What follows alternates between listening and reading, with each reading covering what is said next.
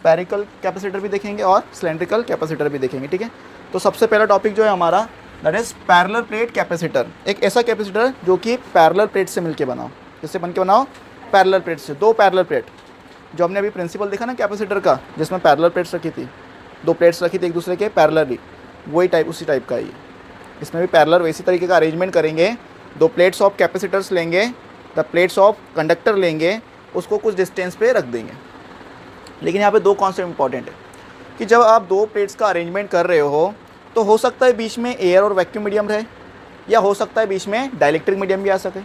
तो हमको ये भी देखना है कि एयर और वैक्यूम के लिए क्या होने वाला है और डाइलेक्ट्रिक के लिए क्या होने वाला है, ठीक है। चलो, तो अब हम इसको थोड़ा सा आगे बढ़ाते हैं पैरेलल प्लेट कैपेसिटर को, और इसका टॉपिक स्टार्ट करते हैं, इसको समझने की कोशिश करते हैं।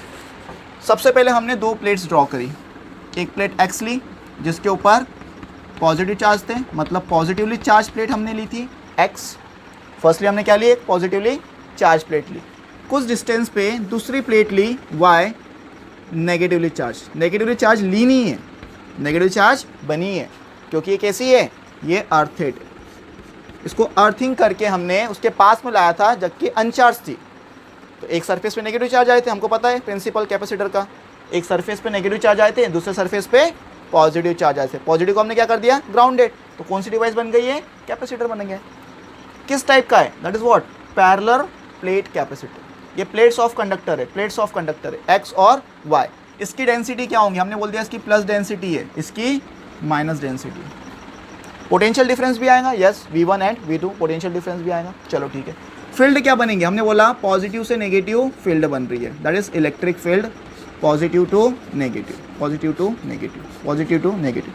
कितने सेपरेशन पे रखी हुई है, हमने बोल दिया दोनों प्लेट्स डी सेपरेशन पे रखी हुई, ज़्यादा सेपरेशन नहीं है, मिनिमम ऑफ सेपरेशन है। कितना है, डी सेपरेशन पे रखी हुई है।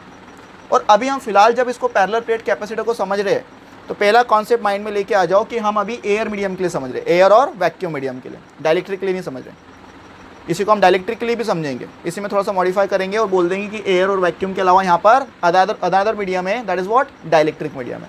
तो फर्स्टली कौन सा मीडियम है यहाँ पर, एयर और वैक्यूम मीडियम है। तो उस कंडीशन के लिए क्या होगा, तो हमने दो पैरेलल प्लेट्स ली हुई है, दोनों के ऊपर चार्जेस बता दिया है, पोटेंशियल डिफरेंस भी कर दिया है, डेंसिटी भी बोल दी, प्लस डेंसिटी माइनस डेंसिटी होंगी, फील्ड डायरेक्शन भी हमने बता दी है, ठीक है। चलो, अब देखो, हमने जब गॉस लॉ पढ़ा था उसमें हमने देखा था कि दो प्लेट्स या दो पॉइंट्स के बीच में अगर इलेक्ट्रिक फील्ड बन रही है तो वहाँ पर इंटेंसिटी क्या होंगी, और जहाँ पे इलेक्ट्रिक फील्ड नहीं है वहाँ पे इंटेंसिटी क्या होंगी। तो सीधी सी बात है, इस एक्स प्लेट के, देखो ये एक्स प्लेट के that is what, right side में, लेफ्ट साइड में, एक्स प्लेट के लेफ्ट साइड में और वाई प्लेट के राइट साइड में कोई भी इलेक्ट्रिक फील्ड नहीं है।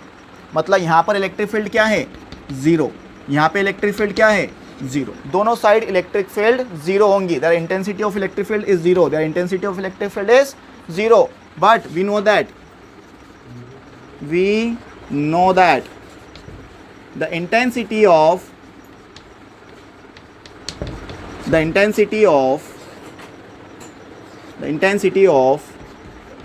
electric field between plates x and y।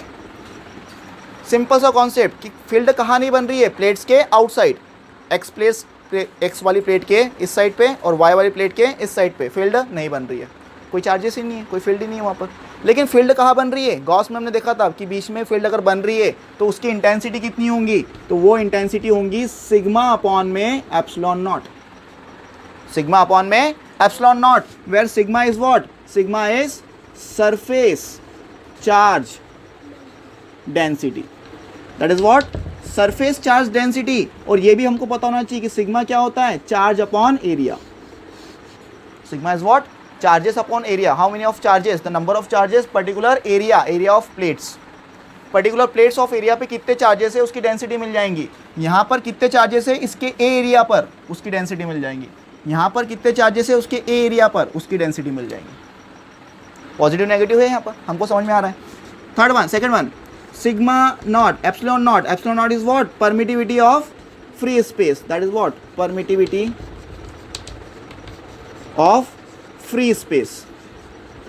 क्योंकि हम किसकी बात कर रहे हैं, हम अभी एयर और वैक्यूम मीडियम की बात कर रहे हैं, that is what, permittivity of free space. तो सिंपल सा हमारे पास कॉन्सेप्ट आ गया कि दो प्लेट से पैरेलल अरेंजमेंट है, फील्ड बन रही है इनसाइड, इनसाइड फील्ड बन रही है, आउटसाइड फील्ड जीरो है। अगर इनसाइड फील्ड बन रही है तो कितनी बन रही है, तो गॉस की एप्लीकेशन में पढ़ा है कि इनसाइड अगर फील्ड बन रही है तो वहाँ पर इंटेंसिटी, किसी भी पॉइंट पर इंटेंसिटी कितनी होगी, तो किसी भी पॉइंट पर इंटेंसिटी होती है E is equal to sigma upon epsilon naught. भाई जहाँ फील्ड बन रही है वहीं पे इंटेंसिटी मिलेंगी। यहाँ बन रही है क्या, नहीं, जीरो कर दिया मैंने। यहाँ बन रही है क्या, नहीं, जीरो कर दिया हमने।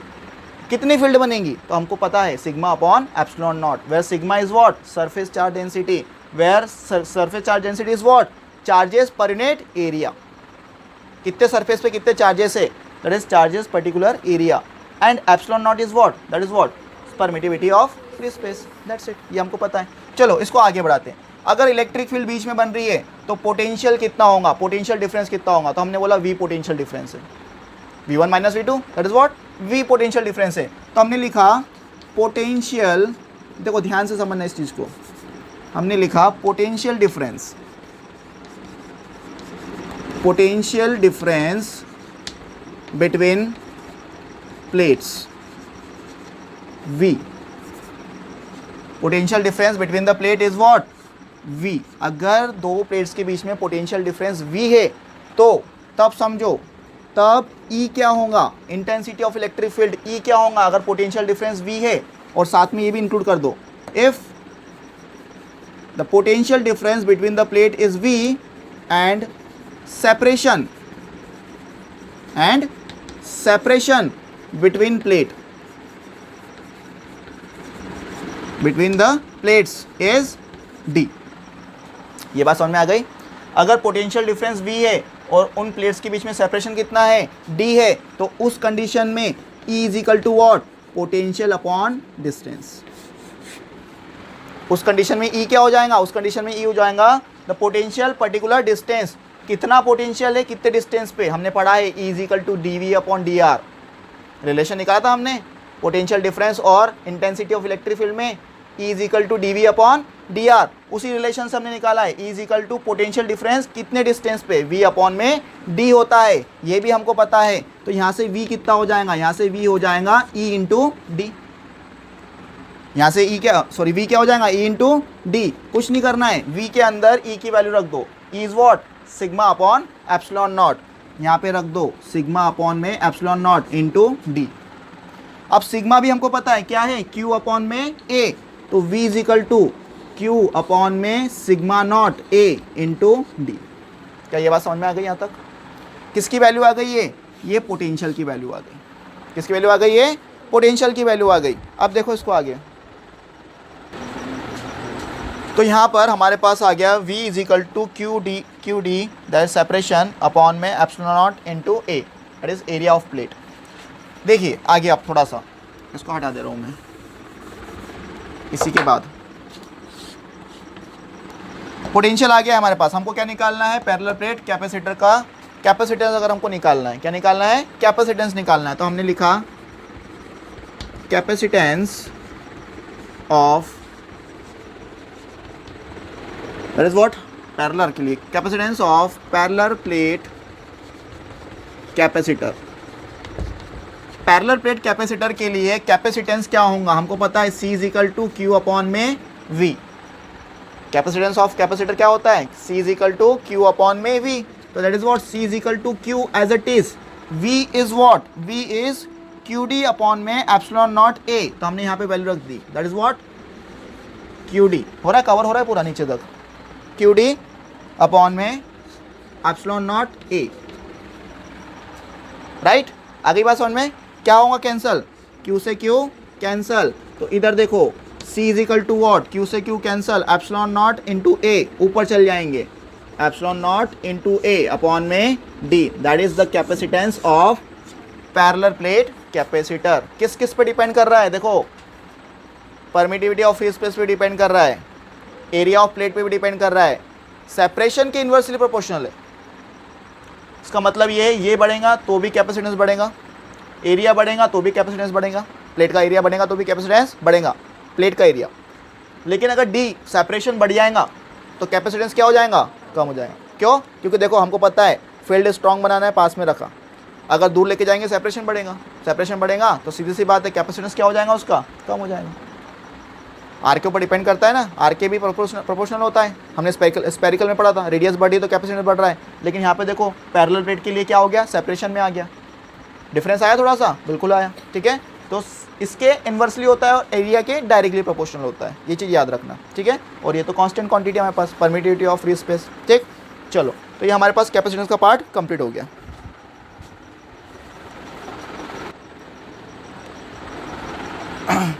अब नेक्स्ट इसका केस अपन देख रहे हैं। इसके अंदर जो हमने मीडियम रखा था कौन सा था, एयर और वैक्यूम था, उसके लिए हमने किया कैपेसिटेंस कितना आया, C is equal to sigma naught A upon में D। इसको यहाँ पे लिख लो, एयर के लिए, किसके लिए, एयर के लिए, that is C is equal to epsilon naught A upon में D, that is for air and vacuum, ठीक है।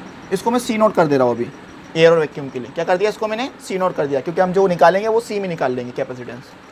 चलो, इसकी ज़रूरत नहीं है अब हमको।